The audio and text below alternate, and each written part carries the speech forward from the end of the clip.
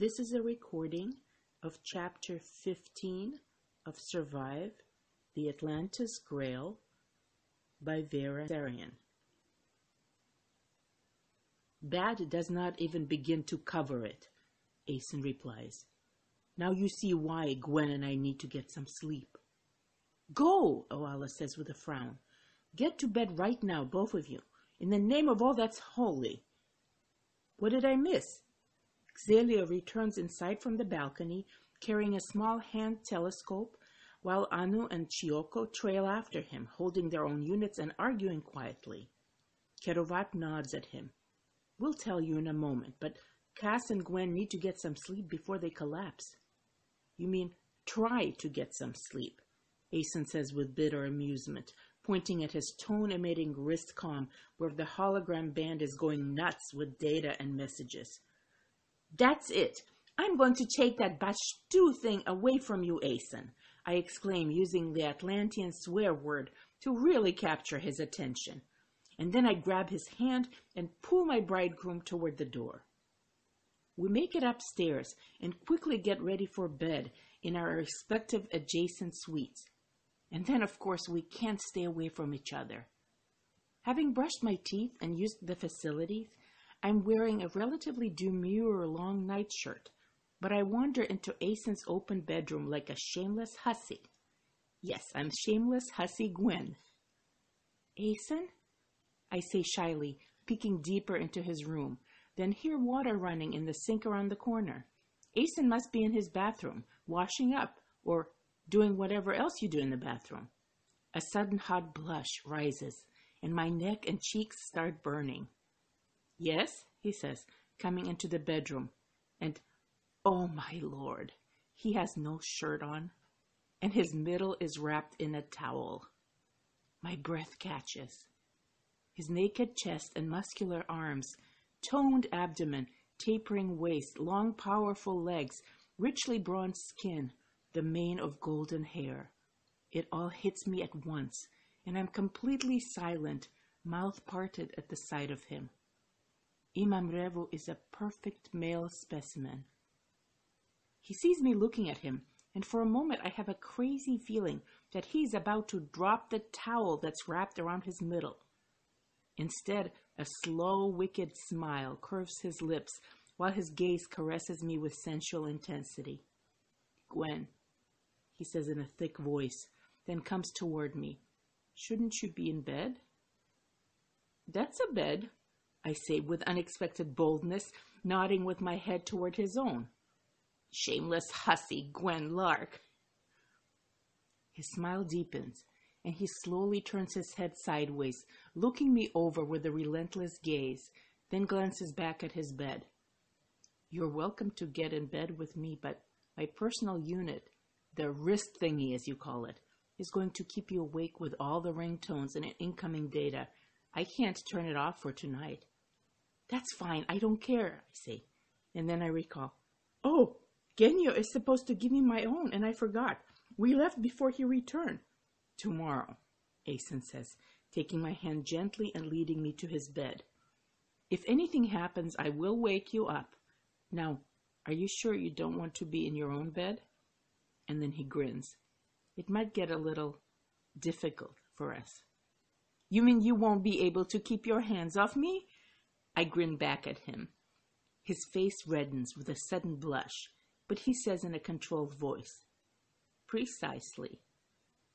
In that case, mister, and I plop down on his bed, then fall back on top of the soft covers, bouncing slightly. That is, the bed bounces and various parts of me bounce, which he notices and stares, his lapis lazuli blue eyes stilling, taking in the sight of me with hunger. Get under the covers, I tell him to cover my own breathless intensity. Hands off. No, hands at your sides. No touching, no smooching. Okay, he replies in surprise, while a smile returns to his lips. And then he pulls back the coverings on the other side of the bed from me and leans in, starting to climb my side. As he does so, the towel around his middle starts to slip. No dropping the towel, I say, squeezing my eyes shut with a burst of wild breathlessness. Not until you get under the covers. Like this? I hear the bed creak and open my eyes, seeing him lie back against the pillow, watching me mockingly, sheet and covers drawn up to his chin. I notice his towel has fallen next to the bed on the floor. That's when I pounce on him, wrapping my arms around him and his heap of bed covers, and press myself with all my being against him, so that he makes a low grunt of pleased surprise. Ah, I sigh in utter comfort, closing my eyes, lying against the great length of him in my nightshirt. Aeson, I never said I was going to keep my own hands off you. I don't remember much of the night, except soft darkness and, yes, waking a few times because of ringtones, and then Aeson shifting pleasantly against me in the bed, and sometimes seeing the blue-green hologram light of the data band around his wrist, casting a faint glow along the contours of his face as he peers at it, sitting up next to me in the otherwise darkened bedroom. Huh? Anything wrong? The ship? I mumble, half asleep. My half-conscious brain is made aware that although I'm still lying on top of the covers that serve as a flimsy barrier between us, somehow there's now a soft blanket covering me. Nothing. Sleep, he replies every time, and his warm hand reaches for me, caressing my shoulder, my cheek, my hair, until I drift off again, mumbling, No, you sleep. Aeson, please, you need sleep. The next time I wake up, it is full morning, judging by the sliver of fierce light coming from one crack of separation between the drawn curtains. The side of the bed next to me is empty, covers neatly pulled up, and Aeson is gone. I sigh and look around, and he's not in the room, nor do I hear anything from his bathroom. I glance to the wide-open door that leads to my own darkened bedroom, and my gaze involuntarily falls on a chair in the interior of my suite, visible from Aeson's room. Lying on the chair is a pristine-looking clear-wrapped package that contains my white vocalist uniform from the games of the Atlantis Grail. At the sight of the dreaded uniform, I feel a stab of anxiety in my gut. Today, at second hour of Ke, I have to attend the final ceremony. Ugh! I sit up slightly, frowning, and turn away from the unpleasant sight. I notice an Atlantean timekeeping device on the nearest bedside table. Thankfully, it has a large digital readout in glowing amber light, but the time is displayed in those weird cuneiform-like squiggles and lines, which are Atlantean numerals, annoying complicated numbers which I have so much trouble deciphering. Squinting and staring, I finally figure out that it says either 73,000th hour, or more likely 7th hour, 31 daydreams, and 11 heartbeats of Ra. So, relatively early morning, but not too bad. Where is Aeson? I am in his bed. Oh, wow, I spent the night here in his bed. On impulse, I lie back down and wrap myself in his bedding and just put my face into the sheets and pillows to inhale deeply. Ah, his sweet scent is all over everything, musky, unique to him, pleasant to my senses. A warmth starts rising inside me. Finally, I get up and head over to my own bedroom and bathroom.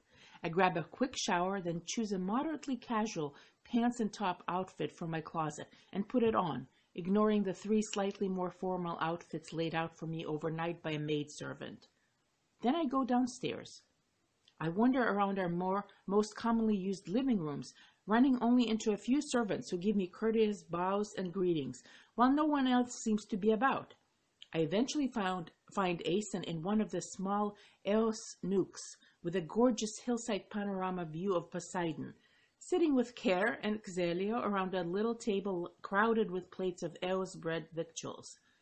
They are staring at a compact panel display levitating like a centerpiece over the middle of the table, just above the food dishes. The panel shows 4 windows split into both video feeds and computer data, and they are all constantly referring to their wrist comms. Nefero Eos, I say, and cannot help noticing how well my bridegroom looks this morning despite so little sleep. Perfectly groomed in a silken gray-white shirt and slate gray jacket and pants suited for court, with his fine metallic hair brushed to a sheen and falling neatly down his back. There you are. I didn't hear you get up, Aeson. Aeson looks up at me and his eyes immediately light up. Gwen, How did you sleep? Fine, but how about you? You were still working in the middle of the night. I shake my head with mock reproach. And now you're back at it. Anything horrible happen overnight? Care and Xel glance at Asen, then at each other. Define horrible, Celios says in a sarcastic smile. He's also finely dressed in a crisp black shirt and jacket with a deep red collar trim, and his raven mane is pulled back and contained in a segmented tail, giving his lean face a controlled, fierce elegance. And Nefero else to you, Imperial Lady Gwen. Sit down and eat, Gwen, Kerovat says with a wink, but I see his amusement is covering up many layers of worry. Ker is sharp-dressed to match his fellow daimon, in a dark blue jacket with a golden cream shirt that contrasts beautifully with his near-black skin and the gilded short curls of his hair. Where are the others? I say, taking a plate and heading to the side table with the steaming dishes laid out, and the servant busy preparing something else savory and fragrant in a tureen over a heating plate. Oala's still sleeping, and so is your sister, Ker says. I believe your friend Hasmik was here earlier, very briefly, Xel adds. As for the others, not sure. I fill my plate with food and pick up a mug of Levikao, then return to their table. All right, now tell me, what have I missed?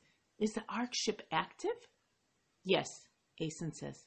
The alarm sounded as it reactivated at around 4th hour of Ra, and it has been active since. And? Asen sighs. Ker and Xel look gravely at me and Asen. Several things, Asen says.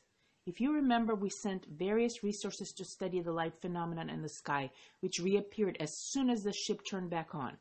Our probe findings were unexpected.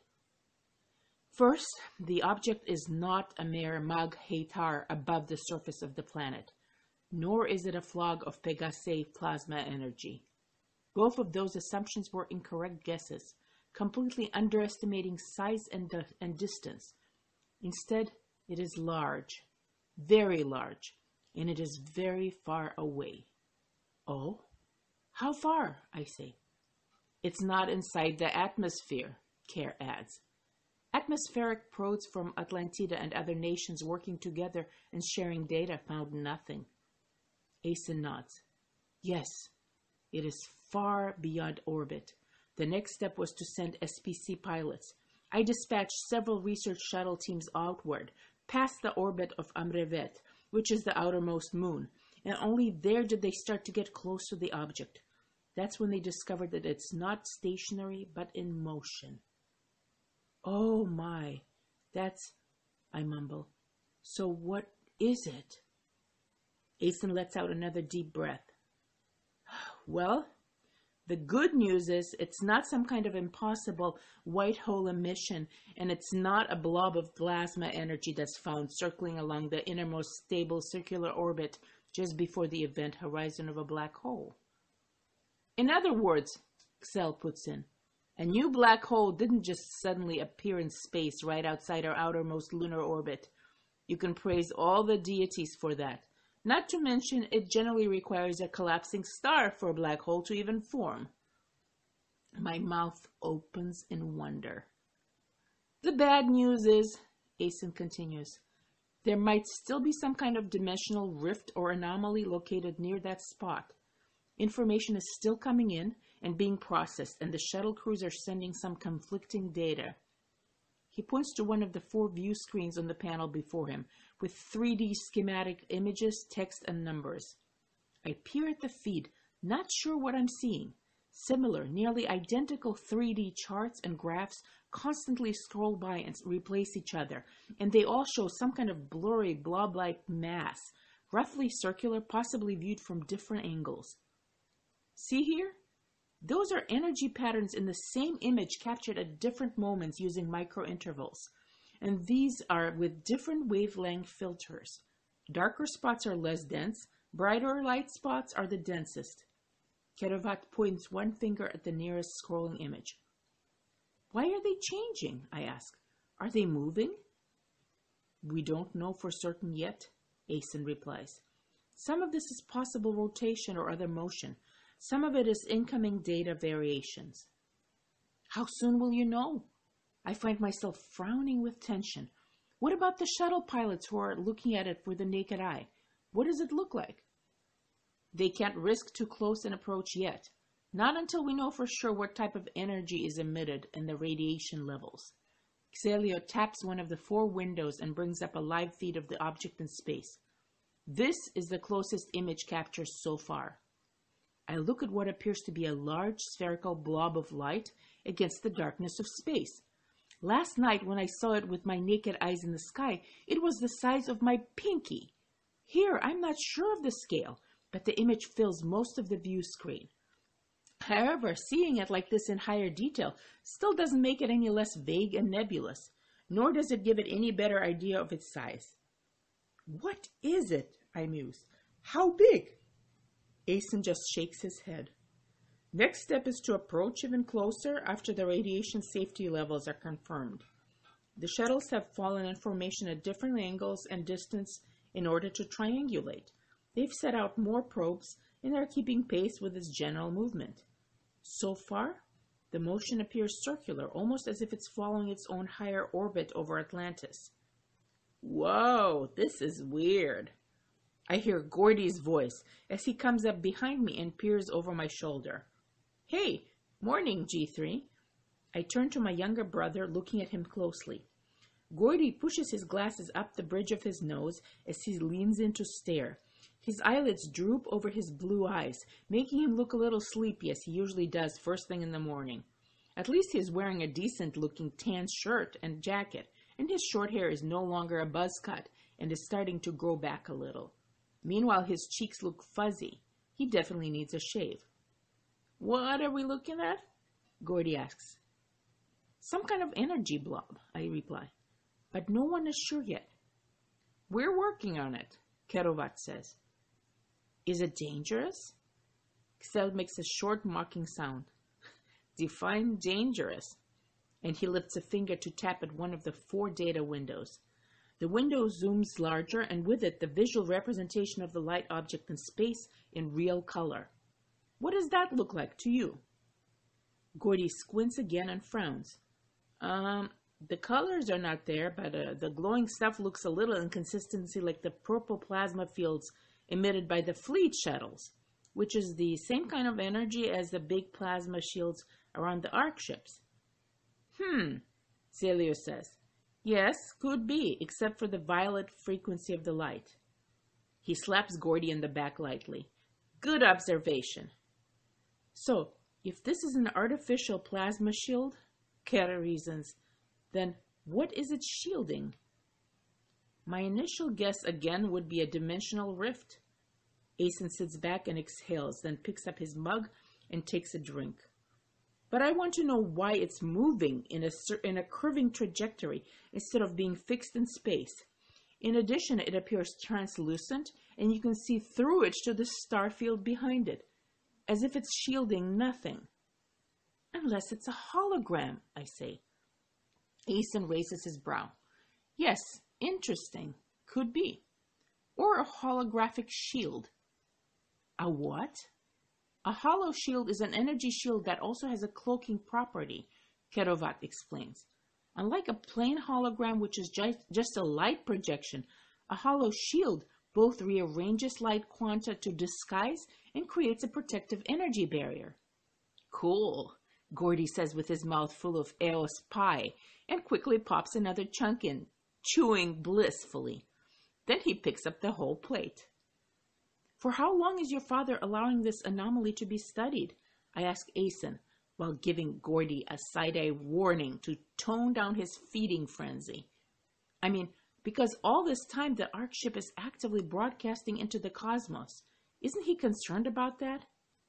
At this point, he's more concerned about the connection between this light object and the ARC ship, Asen says.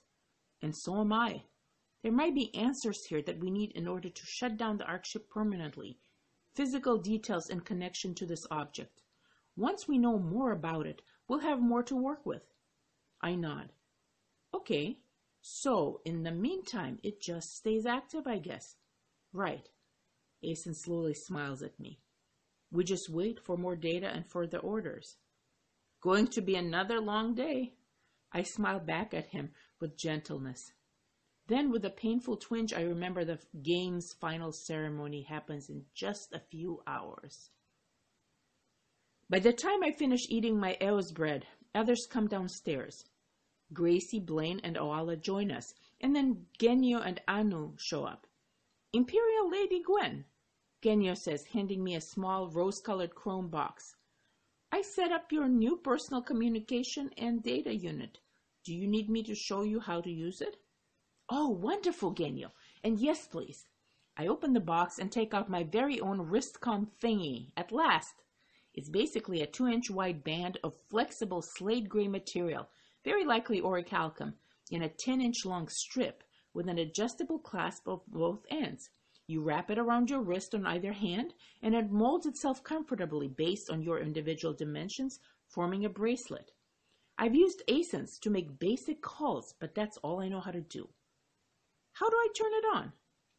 Genyo first ensures that I have it sitting around my wrist properly. Your new PCDU, or personal unit as we call it, needs to be keyed first. A regular voice keying command? I ask. He nods. I focus on my wrist and sing F-A-C, which is my go-to keying sequence. At once the band lights up with delicate hairlines of gold energy running around my wrist, then settles back into gray. Okay, good, Genyo says. He then shows me how to do several basic functions by means of finger taps and how to read the entry-level display. Don't worry about the advanced data entry or media feeds or text messaging and email yet, Imperial Lady Gwen. You can practice on the holo keyboard later when you get more used to it. The locator chip is initialized and I added it to the secure Imperial network so that your location will be protected from the public and only shared with your personal security and those you allow. As far as the comm function, I programmed the main numbers so you need to call people, including the Imperial Crown Prince, naturally, and the palace, and here you can see the list of people here. Perfect for now, I say, glancing over the speed call list, glad to see Gracie, Manala, all of my friends, and the Imperatrice on the list. Let me know if you need more help, Genyo says, then wanders off to work on some equipment at a nearby table with Anu. I turn my left wrist this and that way, admiring the new gadget, and then I look up because of the sudden fall of silence in the small room. Asen, Ker, Xel, and Oala have stopped chatting and commenting on the data. They have gone absolutely quiet around the small table as they stare at the smart panel screen, one window zoomed larger to fill the entire display. I move my chair closer to them and then lean in to stare over Oala's shoulder. The blob of plasma light, surrounded by space, fills the screen. Except, no, it's no longer a shapeless, vaguely round blob. The flickering, mutable light mass has thickened, congealed, solidified. It has lost the viscosity of plasma energy, or possibly the energy itself has dissipated or faded to reveal what lies at its core. I am looking at a high-resolution image of a sphere hanging in space, an object with a non-radiant surface, its pale brightness merely a reflected albedo of another light source, in this case hell, shining more than 100 million miles away. The image seems to be gaining clarity every moment. The ghostly grayscale color palette is enriched, and faint splotches of color bloom forth. Faint rose, tan yellow, and blue-green shadows cast in relief. And now there are rocky surface features visible, vague natural blotches, peaks and valleys, craters. It is a planet.